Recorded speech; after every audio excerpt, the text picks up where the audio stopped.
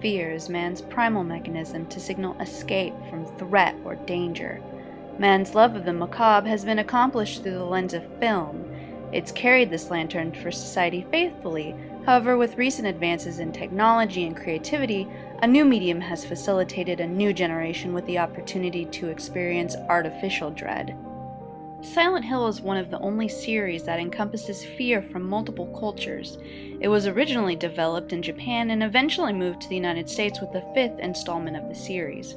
This presentation will attempt to show the major differences in horror between the two cultures by contrasting methods of design within story, environment, monsters, ambiance, gameplay focus, and presentation of horror.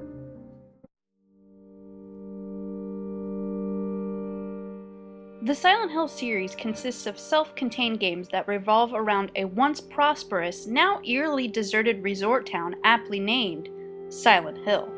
The basic inoculation process requires players to be introduced to the regular, isolated portion of the town, often indicated by natural elements such as fog or rain, to eventually be transported to the nightmare version of the town. Characters in-game are often unknowingly beckoned to the town to spend a convenient retreat in their own personal flavor of hell.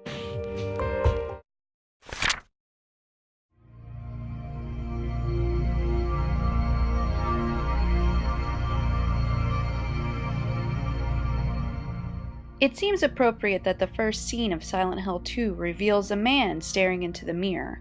James Sunderland travels to Silent Hill after receiving a letter from his wife, who just also happens to be dead. As James progresses through the vacant town, he meets three other characters that have serious psychological problems. Of the three characters, Maria plays the most significant role as she is the tangible reminder of his late wife. Do I look like your girlfriend? No, my late wife. It is later revealed that the monsters of Silent Hill and Maria are actually manifestations of his own mind, attempting to remind him of his horrendous crime. Maria, his wife's doppelganger, is repeatedly murdered before James's eyes by a gigantic masculine-looking monster called the Red Pyramid Head. The climax of the story unmasks that James murdered his terminally ill wife and was beckoned to pay for his crimes. Themes within the game focus on conscious and unconscious notions of death and sex. Silent Hill Downpour's story unfolds the way a regular Silent Hill game would. However, depending on how the player completes the game, the ending may validate or even contradict the entire game. The main premise focuses on Murphy Pendleton, a convict on the run that stumbles into Silent Hill. The player discovers several character motivations, including the fact that Murphy's son was abused and murdered by an inmate that earlier in the game Murphy exacts his brutal revenge on. This rage continues to devour Murphy. Major themes seem to be guilt, vengeance, redemption, and justice.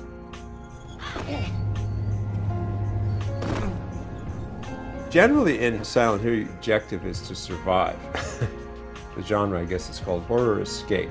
Murphy, run! You're always trying to get somewhere and solve a mystery, figure out what happened to this person. You're trying to find someone or save someone or help someone. But a lot of it is just to get from point A to point B without getting killed. I think what a lot of people like about it is that even if there's no monsters attacking you, it's the, sort of the walking around this creepy, deserted town is a kind of a cool feeling, and that you are free to go in different buildings.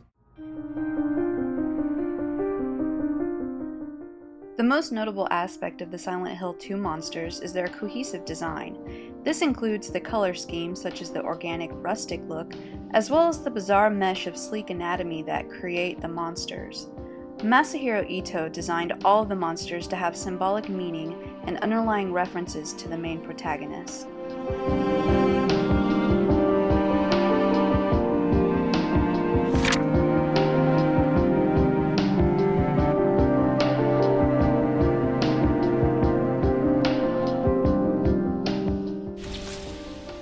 The creatures in Silent Hill 2 are not your run-of-the-mill horror game monsters. They have no horns, no tentacles, no supernatural powers.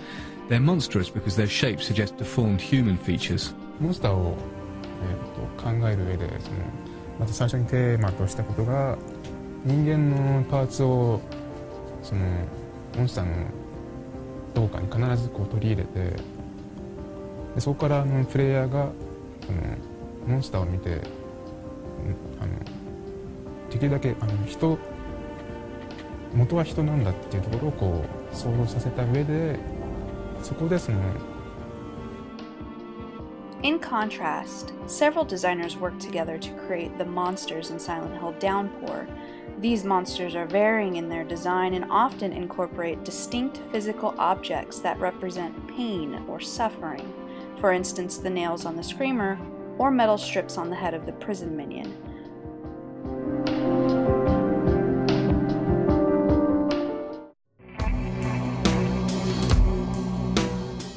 Silent Hill 2 places enormous emphasis on the environment, drawing large inspiration from the dilapidated, destroyed, and disgusting. Rust and metal populate the nightmare world, while the regular world is expansive and covered in a thick fog. Fog plays a vital role within the game as it symbolizes the protagonist's uncertainty, while functionally it creates player anxiety from isolation and obstructing sight of enemies.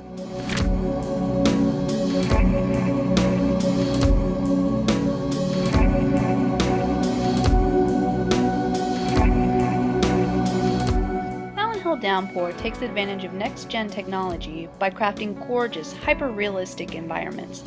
Inspiration is drawn from nature within the regular worlds, and the chaotic amalgam of metal and blood in the nightmare.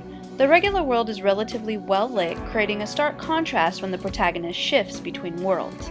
Rather than fog, rain plays the predominant role, signaling the shift from the regular world to the nightmare world.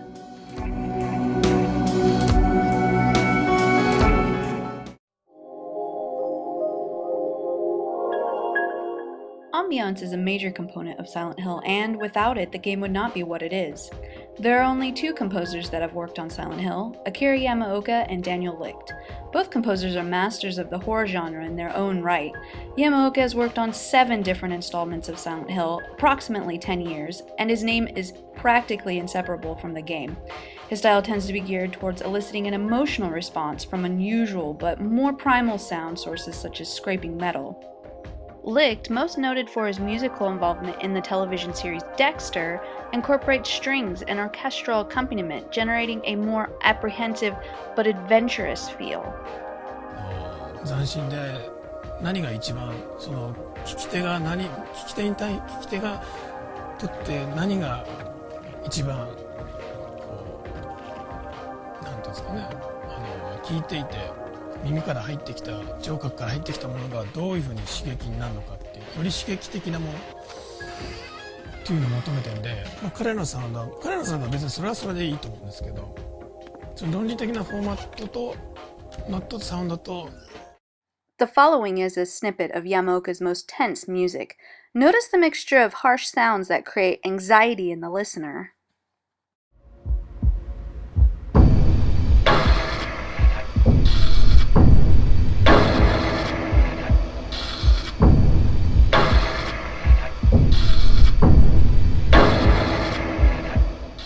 With Silent Hill, you just sort of kind of become introspective and really just try and reach inside yourself and get in touch with a part of yourself, you know, that maybe is emotionally dark. For me, it is very important to be evocative emotionally, and I think there is an emotional element to the music in Silent Hill that is important, that it's moody.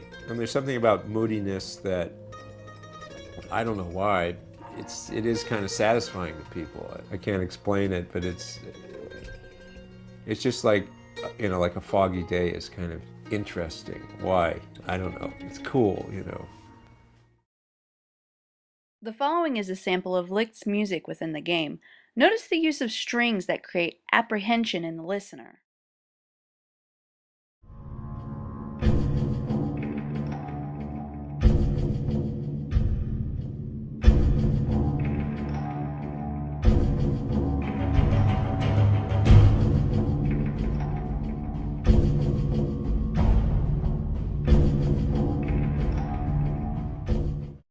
Silent Hill crushes the misnomer that ambiance only includes sound effects and music. Yamaoka explains one of the most effective ways to generate real anxiety. なんですかね、無音サウンドが聞こえてること自体が、サウンドが鳴ってるってことが演出だけじゃなくてサウンドが鳴っていないっていう、その前後、例えば前がガーッと鳴っててトントンと音が抜けてガッと鳴り出すとか、その鳴っていないっていうこともその一つのサウンドの演出、サウンドの仕事だったりと僕は思います。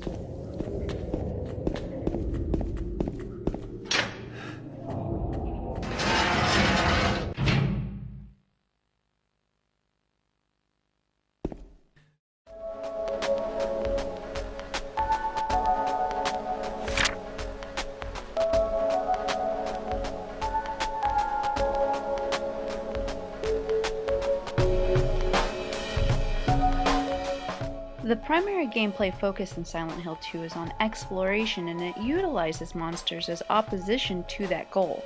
Combat is sometimes clunky but necessary as it produces stress in the player due to its difficult and unpredictable nature. Though it is challenging, it is possible to go through the entire game sneaking around monsters by turning off both the flashlight and the radio.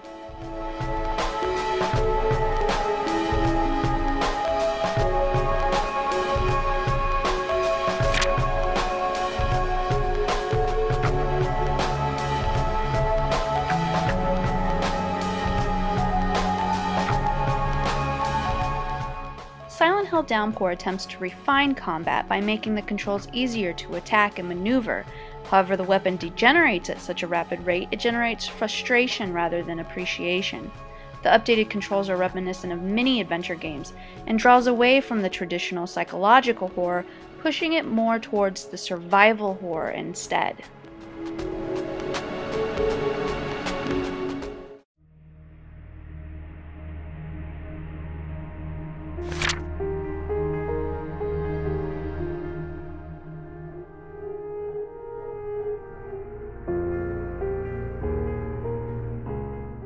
Silent Hill focuses on tangible, visceral horror. The first act of the game requires the player to brutally and graphically murder an inmate, where at one point there is a knife stuck in the man's shoulder and blood is pouring down his half-naked body. There is no preface to this act, but is something the player must do to progress. The story is regarded as a mystery to be uncovered, and by the end of the game, all loose ends are tied. Survival horror does not require players to spend time analyzing meaning, nor does it create the same emotional payoff. American horror is straightforward and to the point. Survive or die.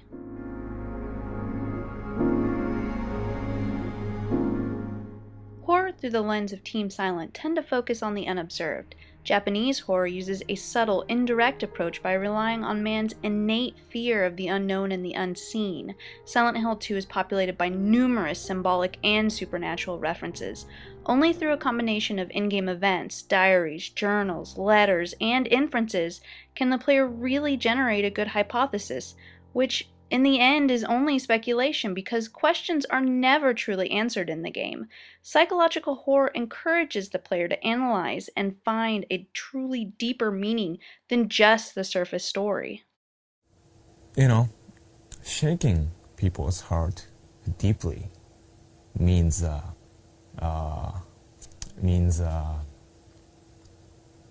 uncover people's core emotion and their core motivation for life. Everybody is thinking and concerning about sex and death every day.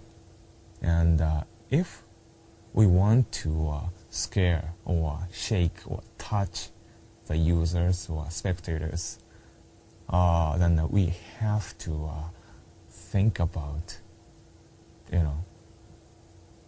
sex and death deeply